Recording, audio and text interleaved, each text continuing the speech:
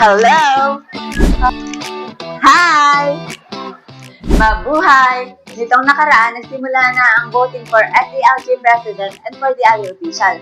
At sa taong 2028 naman, eleksyon na ng bagong presidente at vice-presidente ng Pilipinas. Kaya't narito ako upang tanungin kung ano nga ba ang magagandang katangian ng isang leader na dapat natin iboto.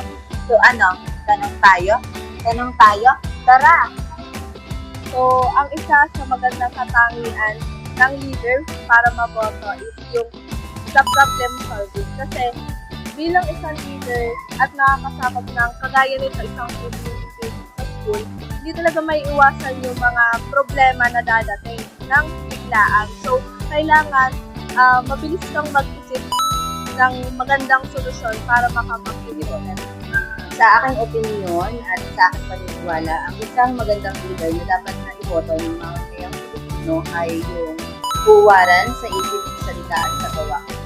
Ang pinakauna natin dapat tingnan ay kung ano ang kanyang educational, qualification.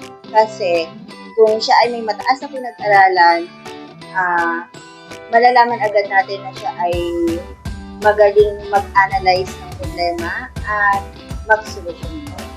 So, thank you po. At ayan, napakinggan na nga natin kung ano nga ba ang magandang katangian ng isang leader.